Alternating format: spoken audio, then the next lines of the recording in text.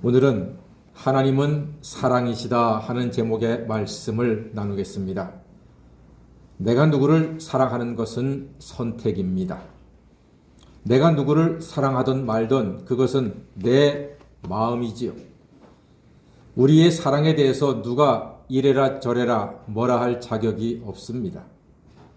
제가 여러분에게 왜 저를 크게 사랑하지 않습니까? 라고 물으면 여러분은 남이사 하면 되는 것입니다. 그것은 여러분의 선택입니다. 내가 누구를 사랑해서 행복하든 미워해서 불행하든 그것은 자신의 몫입니다. 내가 누구를 사랑해서 천국 인생을 살든 미워해서 지옥 인생을 살든 자기 선택입니다. 우리는 지금까지 사랑에 대해서 이렇게 자기 선택이라고 판단하고 그렇게 살아왔습니다. 그런데 오늘 성경을 보니까요, 그동안 우리의 사랑이 틀렸더라고요. 그게 아니었어요. 사랑은 나의 선택이나 기호가 아니라 마땅히 해야 할 바라고 하나님께서 오늘 말씀하고 계십니다. 사랑을 해야 사람답게 살 수가 있습니다. 당연히 사랑함으로써 하나님의 은혜를 누리는 것입니다. 이런 것도 비슷합니다. 내 돈으로 내가 11조 하든 말든 내 마음 아니냐? 아닙니다. 하나님은 분명히 말씀하셨습니다. 하나님이 주신 것이니 하나님의 몫인 10의 1을 떼어서 하나님께 드려라. 그리고 그 11조에 대해서 하나님이 너희들에게 축복을 하시는지 안 하시는지 시험하라. 이렇게 말씀하셨습니다. 시간은 우리의 것입니다. 입도 내 입입니다. 내가 내 입으로 기도하든 안 하든 그것은 내 선택이다. 아닙니다. 그렇지 않습니다. 성경은 분명히 말씀합니다. 예수님의 이름으로 기도할 때 응답해 주신다고 약속하셨습니다.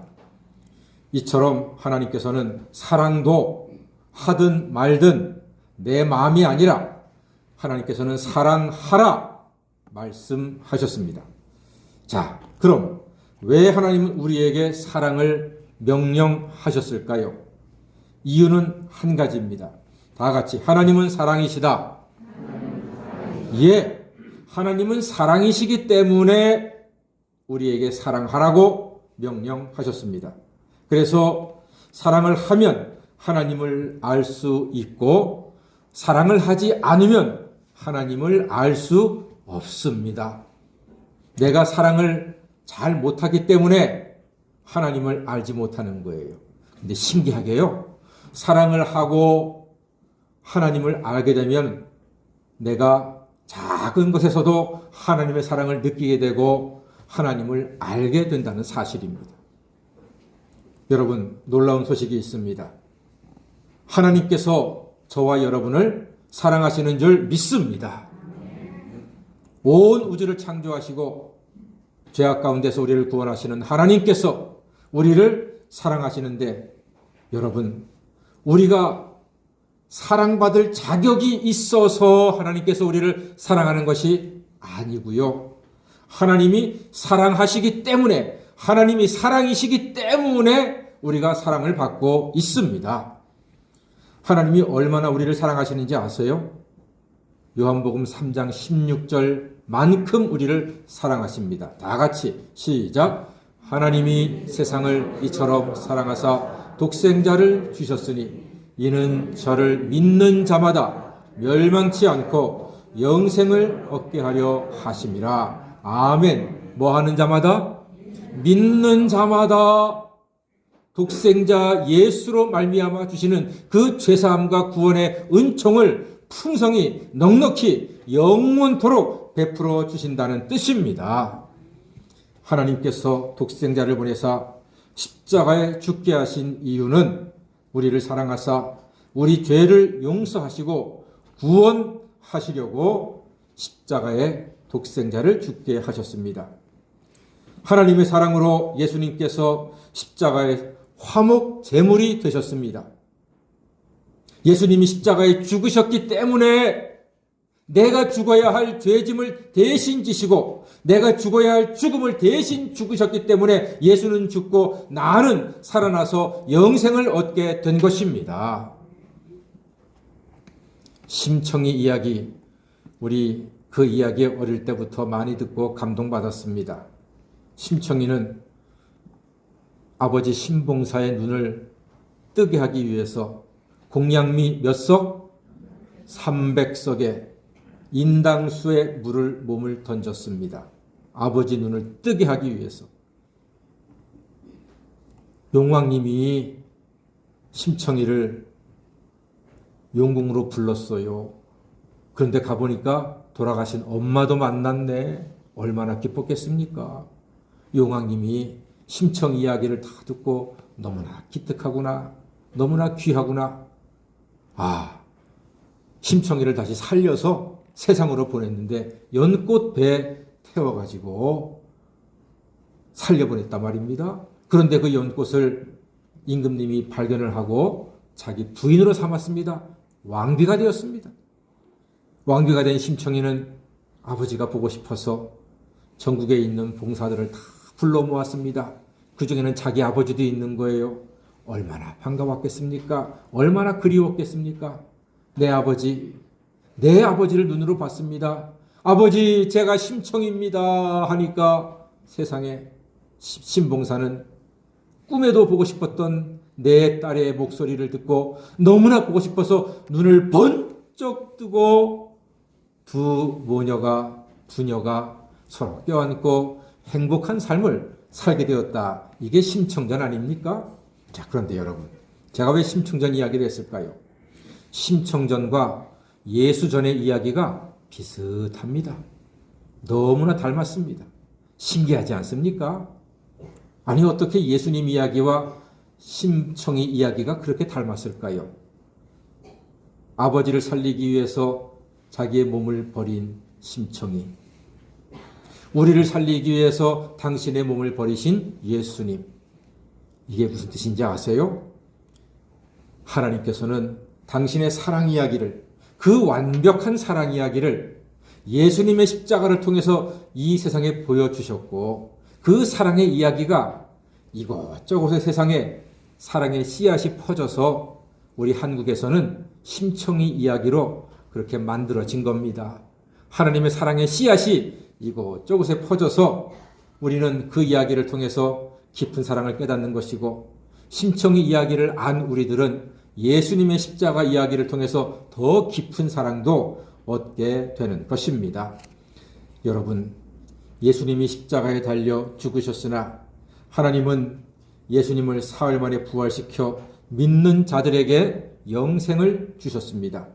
이 하나님의 사랑 이야기는 온 세상에 퍼져서 심청전이라고 하는 아름다운 소설도 쓰게 만드신 것입니다. 심청이의 사랑이 아버지의 눈을 뜨게 했듯이 예수님의 사랑이 우리를 죄에서 구원해 주셨습니다.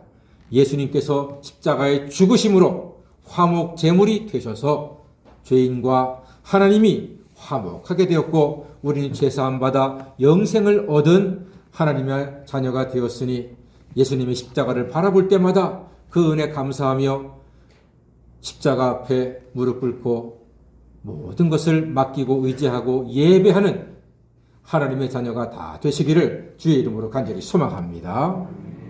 우리는요, 이와 같은 하나님의 사랑 이야기로 사는 존재들입니다. 하나님의 사랑으로 세상이 만들어졌고 하나님의 사랑으로 죄인이 구원받았습니다. 우리는 사랑을 먹어야 사는 인생들입니다. 사랑이 없이는 우리가 존재할 수가 없고요. 하나님이 사랑으로 창조하시고 구원하신 이 세상에서 우리의 최고의 양식은 하나님의 사랑입니다. 여러분, 샘표 간장이 왜 유명한지 아십니까? 맛을 봐야 맛을 알기 때문입니다. 우리는 설날에 많은 음식을 먹었습니다. 갈비도 먹고 전도 먹고 잡채도 먹고 더덕도 먹고 굴비도 먹고 사라다도 먹고, 제가 먹은 건 이게 답니다. 여러분은 또 뭘 더 잡수셨습니까? 자, 이 모두 다 사랑이 가득 들어간 음식들입니다. 그런데 눈으로 아무리 뚫어지게 봐야 맛을 1도 알 수 없습니다. 어떻게 해야 맛을 압니까? 먹어봐야, 맛을 봐야 맛을 아는 겁니다. 하나님의 사랑이 온 우주에 이 세상에 가득하다 할지라도 우리가 사랑을 해야지만 그 하나님의 사랑의 맛을 조금이라도 볼 수 있습니다. 사랑함으로 하나님을 알고 사랑함으로 하나님의 자녀인 것을 세상 사람들에게 나타내는 것입니다.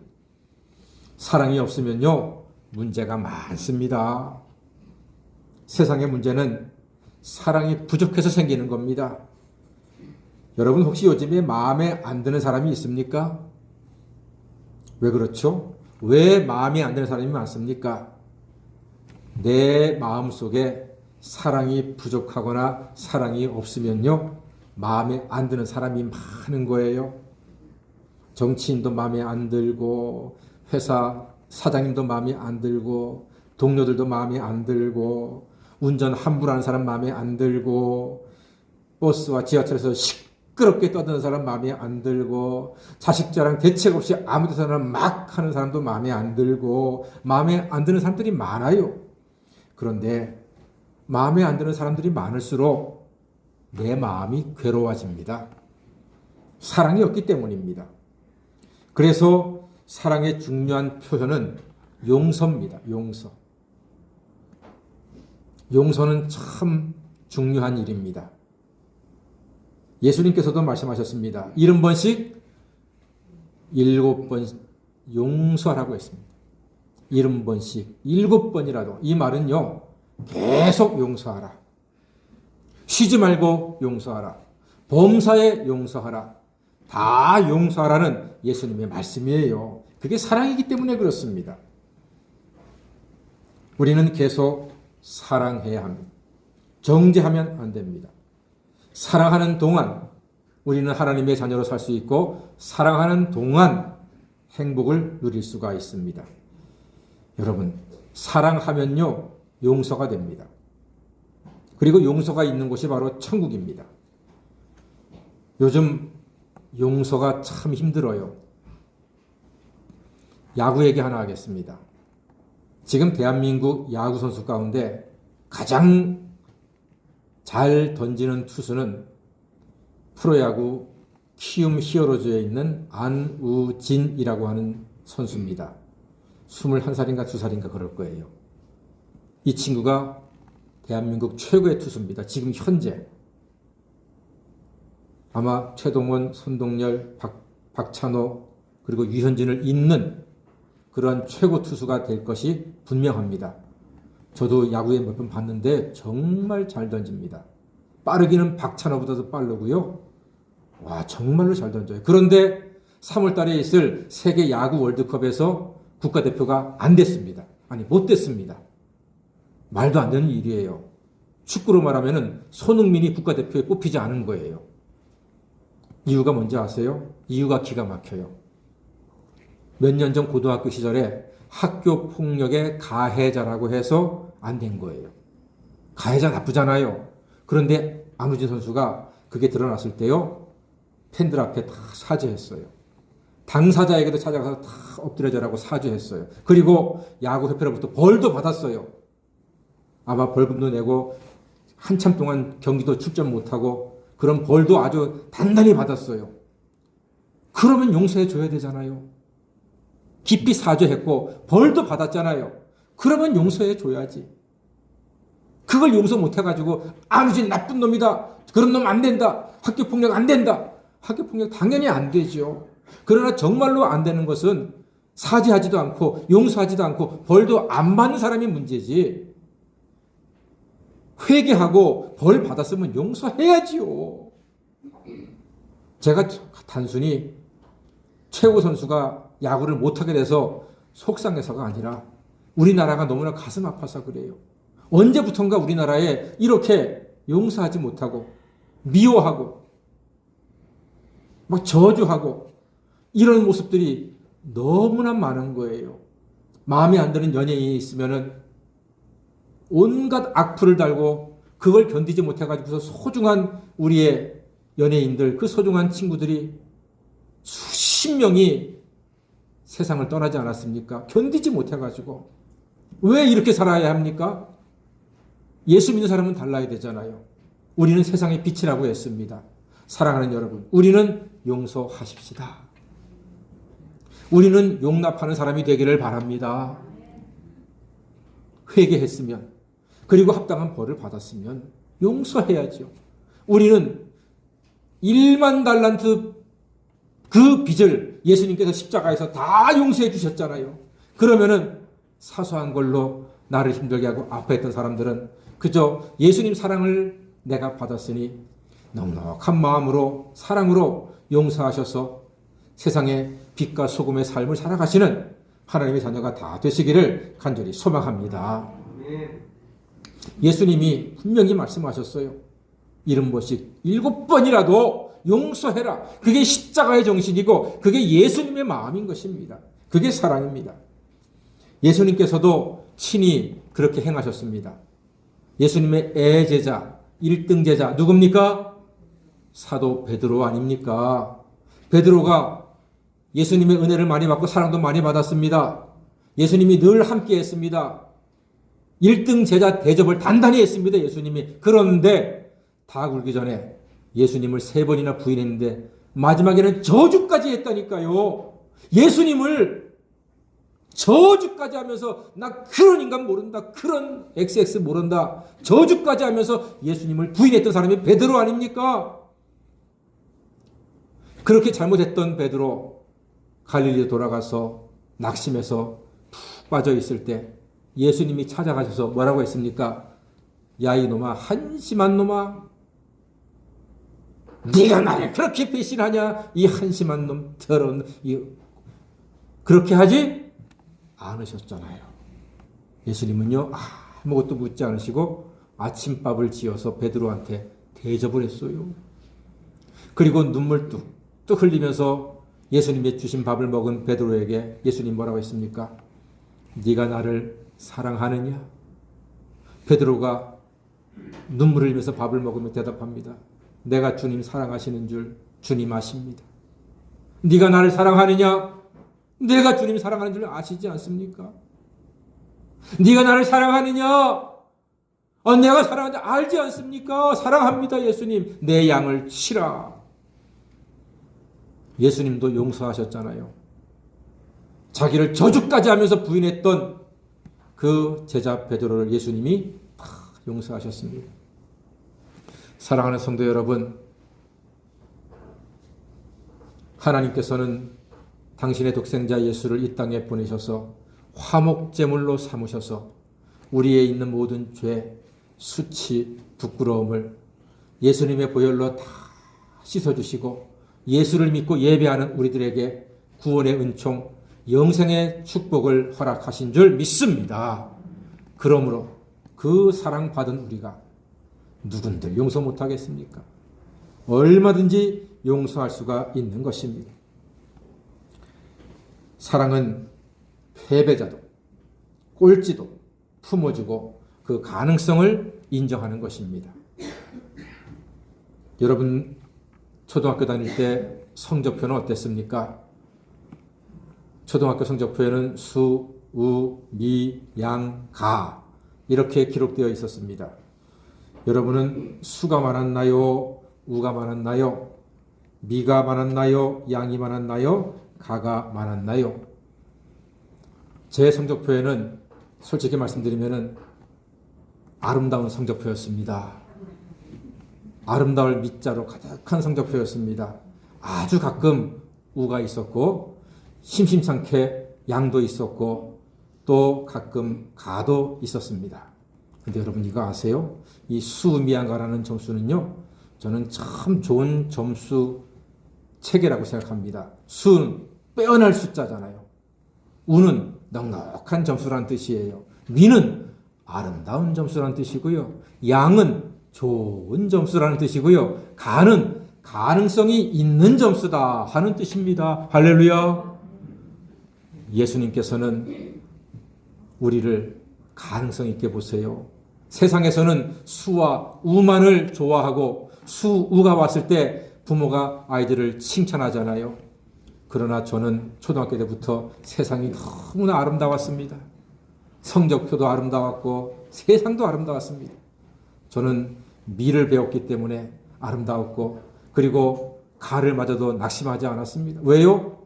가능성 있는 점수였기 때문에 가가 있어도 당당했습니다.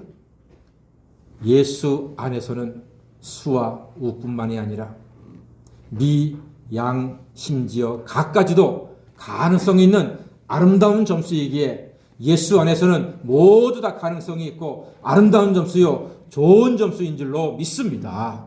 우리 신앙 인생이 바로 그거 아니겠습니까?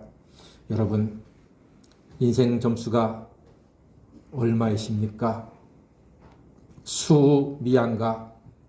세상은 점수로 우리를 판단하지만 예수님은 사랑으로 보호하시고 사랑으로 우리를 보시고 사랑으로 판단하시고, 세상은 가를 싫어하지만 예수님은 가도 가능성 있는 인생이라 여기시고 우리에게 큰 은혜를 지금도 베풀고 주고 계신 줄로 믿습니다. 하나님은 사랑이십니다. 우리가 사랑하면 하나님의 자녀인 것을 증거하는 것입니다. 하나님이 우리를 사랑하시니 그 사랑으로 늘 담대하시고, 또 우리는 하나님의 자녀답게 사람들을 사랑으로 용서하여 세상을 아름답게 만들어 가시는 하나님 자녀가 다 되시기를 주의 이름으로 간절히 축원합니다. 아멘. 기도하겠습니다. 사랑해 주님, 살아계신 하나님이 우리를 사랑으로 구원하심에 감사드립니다. 하나님의 사랑을 입은 우리도 사랑하며 용서하여 세상을 아름답게 만들어가는 하나님의 자녀가 되게 하여 주시옵소서. 예수님의 이름으로 기도드립니다. 아멘.